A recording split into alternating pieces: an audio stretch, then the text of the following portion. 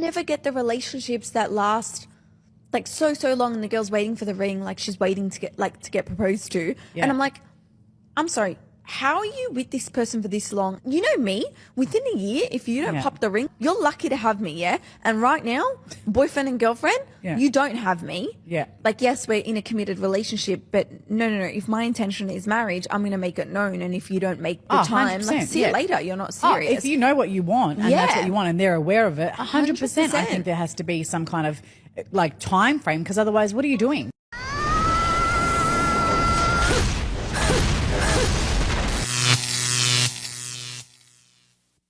Welcome to The Wall. In today's video, we'll hear from a woman who shares the story of how she claims to have broken up with her fiancé. We'll also see a girl from a feminist collective who says that women should cheat on their partners with their relatives so that men can feel the pain that women feel. She's clearly deeply traumatized. Your support is super important to us. Give us a like and subscribe to the channel. We're aiming for 150,000 subscribers before the end of the year. Share your experiences and advice in the comments. That's what helps this community grow. Turn on notifications so you don't miss any videos. Now, let's get started. If you're a yes person, like you just always say yes to everything, listen up. I was dating this guy for 4 years and he proposed to me. I said yes. I was 22 and at that time in my life, I said yes to everything. If somebody said that this was the career I should go into, I said yes. If someone said this is the religion you need to follow, I said yes. And yeah, sometimes I didn't say yes out loud, but with my actions, I did say yes. Back to that relationship. I obviously ended up breaking it off.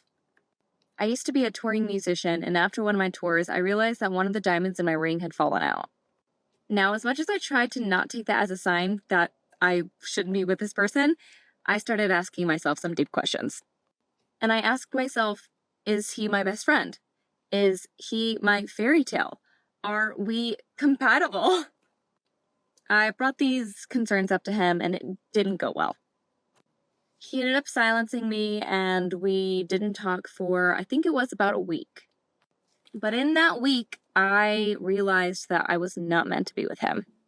That he wasn't my fairy tale. He wasn't my best friend, and we just really didn't match up. I had already sent out over 200 save the dates, literally just the week before. After I decided to break it off with him, I begged him to have a phone call with me where I broke it off. I literally canceled our whole relationship.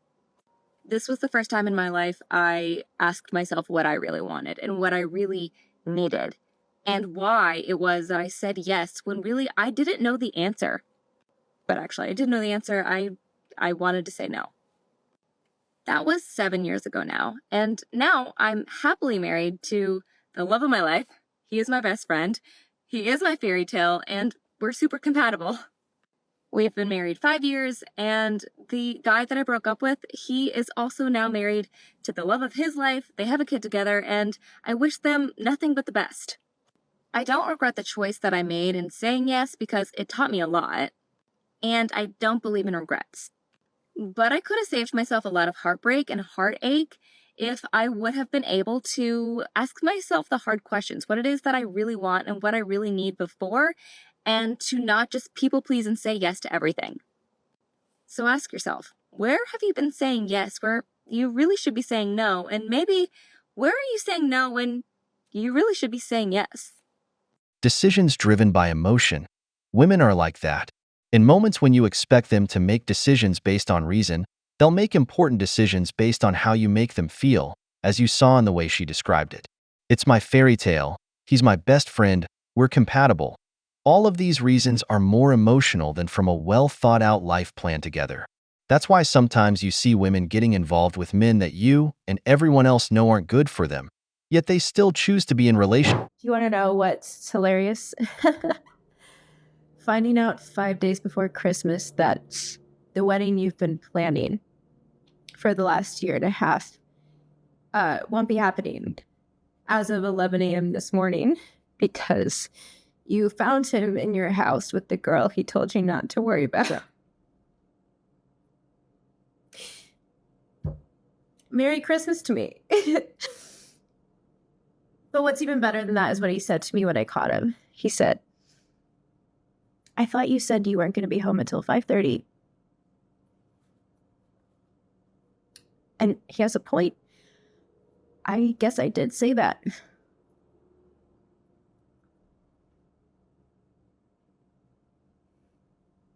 Maybe I should be grateful because better to find out now than later.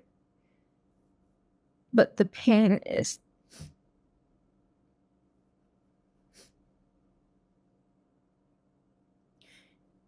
And strangely, at the same time, I almost feel nothing.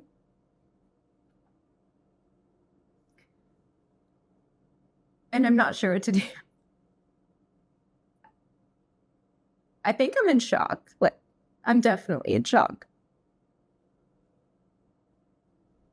I knew it. I knew it.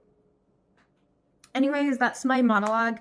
If you don't mind letting me know in the comments what you thought, if you had any pointers, thank you guys so much.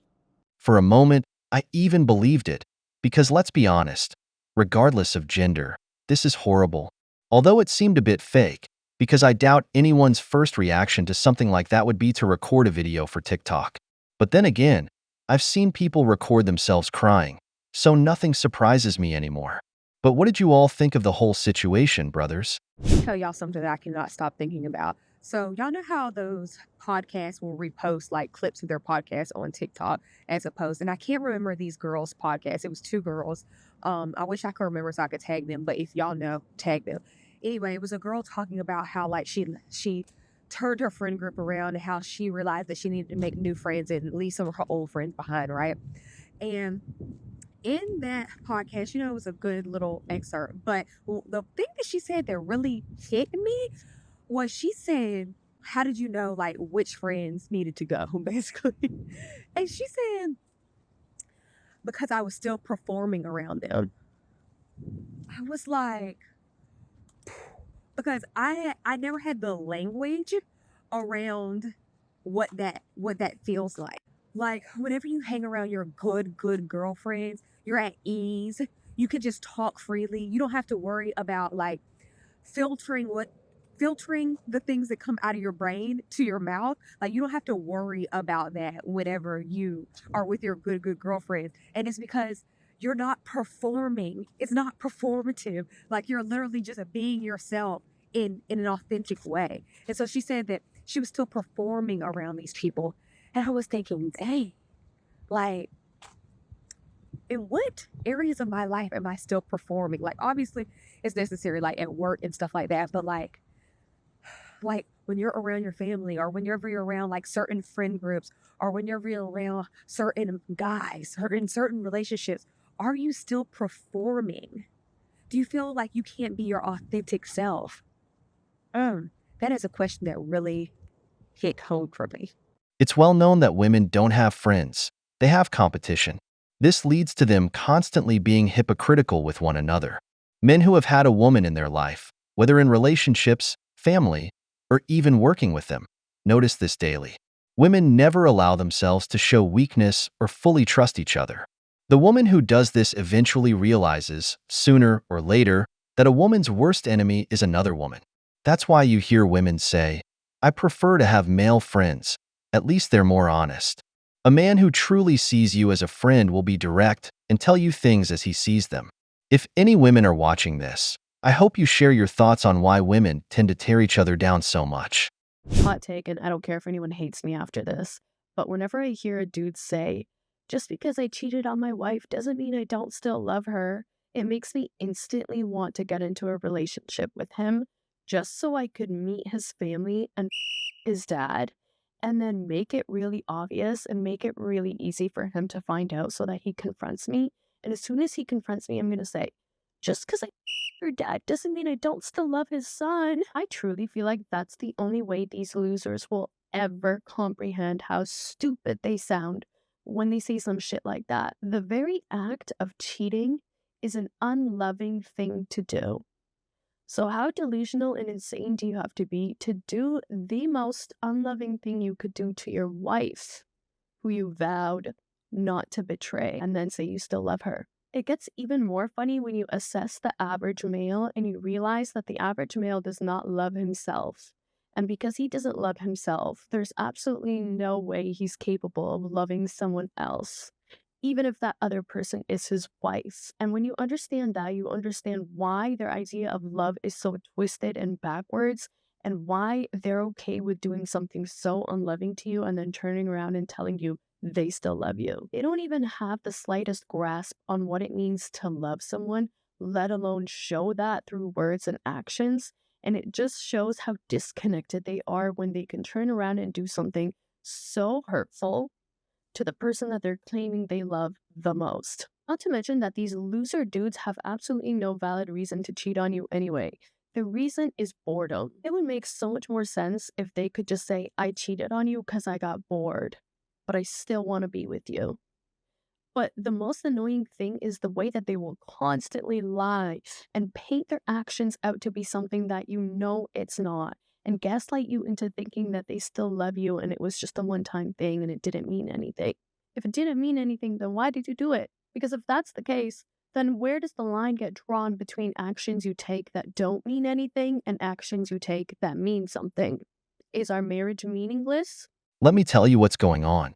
I'm not excusing infidelity, which is wrong and breaks trust. But here's what happens. Women are born with social value, and men are not. This makes a man's path clear. Unless he's won the genetic lottery, his path is to build himself up. This means that a man will work toward becoming his best version. Along that journey, he may end up in a relationship. As he becomes more stable, he becomes more desirable. Add to that the fact that he's already been pre-selected, meaning he becomes even more attractive to other women once one has chosen him. I'm not sure why it happens, but that's how women's hypergamy works. This leads to many more women being attracted to this man. One of the things that increases in a man in a relationship, if he's in good shape and financially stable, is his confidence, which is attractive to women. Also, the fact that he's off limits makes him even more tempting. This results in more women brazenly flirting with him. Now that I've explained this, in the next part, I'll tell you how it all ends up playing out. Because that's an action that you took. Saying, but I still love you after you cheat on your wife is a blatant lie and an insult to the intelligence of women. If you truly love someone, then you understand that love is the strongest force of all. And if you're truly in love with your wife, then that force is going to compel you to control yourself. And if it's not compelling you to control yourself and you have no desire to control yourself either, then you don't love that person. Saying, but I still love you is just a sad attempt to slap a band-aid over the betrayal and make it out to be something much smaller than it actually is, so that your wife doesn't leave you, so that you don't lose everything. All I'm asking is for men to be more honest with themselves and arrange their words in a way that is accurately reflective of their true feelings. The truth is, you want to have your cake and eat it too. You want to be a man who does not love himself, who does not love his wife, who does not respect his commitments to himself, who does not respect his commitments to his wife, and still has a wife. But men figured out that they can just use the L word, and women are going to be quick to forgive them and willing to give them another chance. And as much as I want to feel sorry for women who do this, I don't. Because at the end of the day, you know what love is. You know you love that man differently than he loves you. And you are not willing to throw away your entire marriage because you're okay with him loving you less than you love him. That's the honest truth of it. If your husband cheated on you and you stayed, then it's okay to just say, it's more important for me to have a man than it is for me to have a man who loves me the way I love him. Because when he says he loves you, what he means is he loves the way you make his life vibrant and exciting and easier and seamless. He loves the way you overlook his shitty behavior just to keep him in your life. He loves that you have low standards because he knows that if you had high standards, you know this too, you would have walked away at the first sign of disrespect. He loves that even though he showed you through his words and actions over and over and over again that he is settling for you, and that's why he feels comfortable entertaining so many other women, that is not a compelling enough reason for you to walk away from him permanently. Maybe I'm talking shit, but if I was married to a man and he cheated on me, I would his dad, and I would make sure he found out, and I would tell him Just because I f***ed your dad doesn't mean I don't still love his son. And I would pray that he has a brother so he could question which son I'm talking about. Yeah, I'm gonna come with that energy. Yeah, because the things y'all say to try to normalize your shitty behavior is insane. It's insane as me saying I'm gonna f your dad and then make you find out and then tell you that I love his son more than I love him. Sorry, not sorry. As I said, I don't approve of infidelity, but as I explained earlier, unlike women who are born with social value, men are not. When a man starts to get more attention from women, his mind naturally seeks as much intimacy as he can get. This is part of our more primal instincts. I'm not excusing infidelity for this reason. Another thing to consider is that it's true that a man can love his wife, care for her, and still be with another woman simply for pleasure and that hunter instinct. Unlike women, who usually need to make some emotional investment with a man before being intimate, men don't operate that way. A man can be with a woman, block her out afterward, and carry on like nothing happened. That's why you hear a lot of men say, "I still love you." It's a cheap and stupid excuse, but it doesn't mean it's not valid. But as a woman, if you try to compare yourself to a man and seek revenge because you're still hurt by what happened with your ex-husband, it shows. You dye your hair pink, which is a huge red flag. This is the perfect example of why women, after bad experiences with a Chad, need therapy, because the next man who comes along will pay for all the things he didn't do. She ends up hating all men, as if we're all to blame for what happened to her. We've reached the end of the video, but before we go, the questions are for you. What do you think about what these women said? Why do you think men are unfaithful in relationships? If you enjoyed the video, make sure to give it a thumbs up, subscribe to the channel, and hit the notification bell. Your support means the world to us and motivates us to create more content. Stay tuned for the next exciting video from The Wall.